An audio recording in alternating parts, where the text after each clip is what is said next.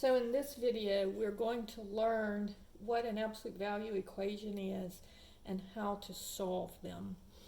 So let's start with something very simple.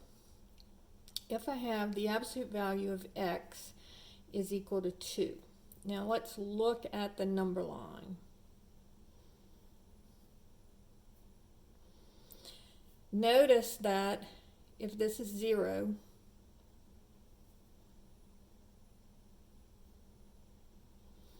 you have, what it's saying is, I want it to be 2 steps away from 0, no matter whether it's positive or negative. So this one has, if I go in the positive direction, the answer would be 2. And if I go in the negative direction, the answer would be negative 2.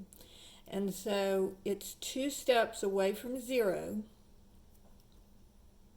So I have x is equal to 2, or x is equal to negative 2. Would be my two answers. So what you want to remember is that when you see these two lines on the absolute value equations, you're going to have two answers. So 2 lines, 2 answers. All right? Let's get something a little bit more difficult. Let's say that the absolute value of x plus 2 equals 4. So what I'm going to do when I see the 2 lines, I know I'm setting up 2 equations. So I know that either the x plus 2, the stuff in the absolute value, has to be 4 steps away from 0. So either the x plus 2, the stuff in the absolute value, has to equal 4, or the x plus 2 has to equal negative 4.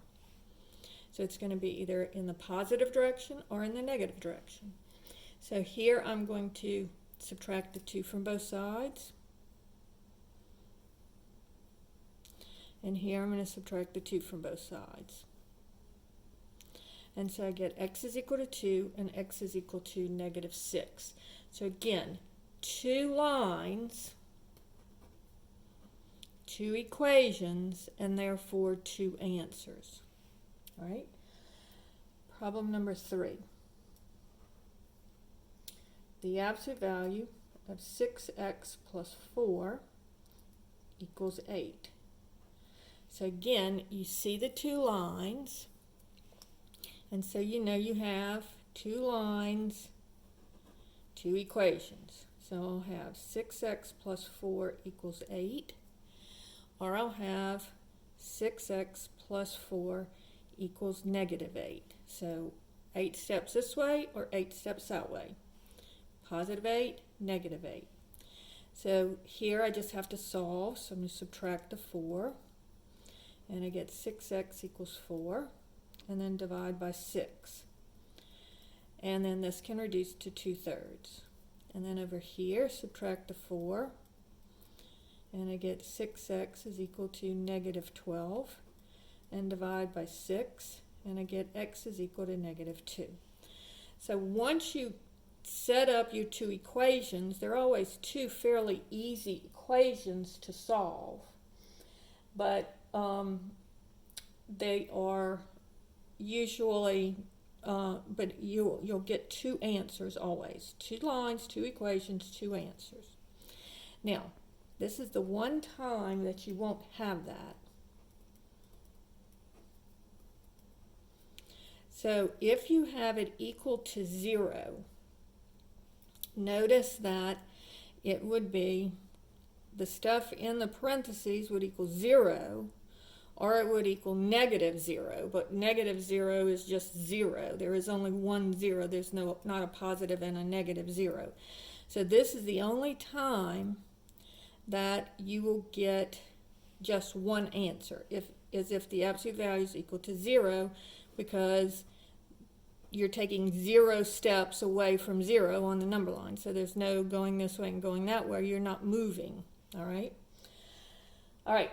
Another thing that you want to be careful of, problem number 5, says the absolute value of x plus 2 is equal to negative 3. Now, an absolute value is always positive, because if I take the absolute value of -3, that's 3. If I take the absolute value of 2, that's 2. Absolute value just means the unsigned number. So it's always going to be positive. And so if you see an absolute value equal to a negative number, you know it's going to be the empty set. There is no answer because you cannot set it equal to 0. I mean, you can't have it equal to a negative number. All right? Problem number 6 says, the absolute value of 2x minus 5 minus 4 equals 6. Now, this is another thing that I've seen students do. The absolute value doesn't mean that everything in here becomes positive. So this 2x minus 5 stays 2x minus 5. So do not change that to 2x plus 5. All right? Now, to solve this one, notice that I have this minus 4 hanging out on the end. That's not in the absolute value sign. And so what I'm going to do here is I'm going to add 4 to both sides because I have to isolate that absolute value before I can solve the equation. So once you have the absolute value isolated, then you set up your two equations. So it's going to be either 2x minus 5 equals 10, and notice it does stay minus 5, and 2x minus 5 equals negative 10. So it's the only thing that's changing sign is this number on the outside. It's not within the absolute value. What's in the absolute value, it's the number on the outside. So 2x minus 5 equals 10, and 2x minus 5 equals negative 10, or your two equations. So now I'm going to add 5. I get 2x equals 15, and divide by 2. So I get x is equal to 15 halves. Or over here, add 5, and I get 2x equals negative 5. And then divide both sides by 2, and I get x is equal to negative 5 halves. All right? Now, notice that these will both check, and I'll check always in the original problem. So I'm going to come over here and check this one, just to show you that they will check. So if I have absolute value of 2 times 15 halves minus 5 in the absolute value side minus 4 equals 6. All right, so this would be the 2's would cancel, and I get the absolute value of 10 minus 5 minus 4 equals 6. And so, excuse me, not 10, 15. I'm getting ahead of myself. So that would be the absolute value of 10 minus 4 equals 6. And the absolute value of 10 is 10. So 10 minus 4 is equal to 6, so it checks. Now let's check the negative 5 halves. So 2 times negative 5 halves minus 5 minus 4 equals 6. So this, again, the 2's would cancel, so I get negative 5 minus 5 minus 4 equals 6. And so that gives me the absolute value of negative 10 minus 4 equals 6. Well, what is the absolute value of negative 10? That's 10. So 10 minus 4 does equal to 6. So again, that one checks as well.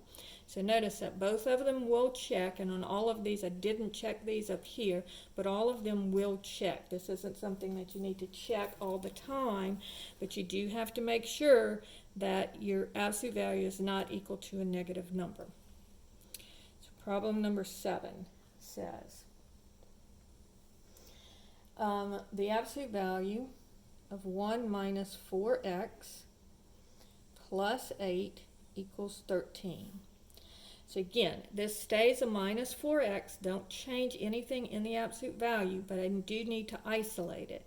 So I'm going to subtract the 8 from both sides, and I get the absolute value of 1 minus 4x is equal to 5. And so that's okay, because it's equal to a positive number. And so now I'm going to set up 2 lines, 2 equations.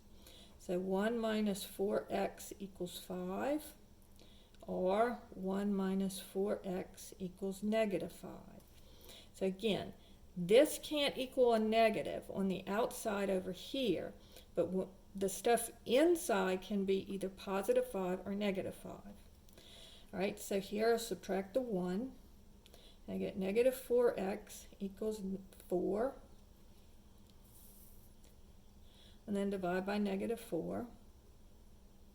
And I get x is equal to negative 1. So that's one answer. Then over here, I'll subtract the 1. I get negative 4x equals negative 6. Divide both sides by negative 4. And I get x is equal to, and then the two negatives will cancel. And then both numerator and denominator are divisible by 2. So I'm going to divide them both by 2 and cancel the negatives. So I'll have 3 halves. So notice my answers can be negative. And what's in the absolute value can be negative. But the number on the outside cannot be negative. All right, so let's do one more of these. So let's say I have the absolute value of 4 minus 2x plus 8 equals 4. So the first thing that I have to do is isolate my absolute value. So I'm going to subtract the 8 from both sides, and I get the absolute value of 4 minus 2x is equal to negative 4. And so notice here, and you have to be watching for this, the absolute value cannot equal negative 4, so the answer here is the empty set. So it starts out looking like it's okay, because notice how everything looks positive out here. But when you subtract that 8, it's equal to a negative number. All right? So just to recap, what we're doing here is when you have an absolute value, you're going to set up two equations. And you can remember when you see the two lines, remember 2 lines, 2 equations, 2 answers. So you set up your 2 equations, one of them equal to the positive of the number out here, one of them equal to the negative of the number out here.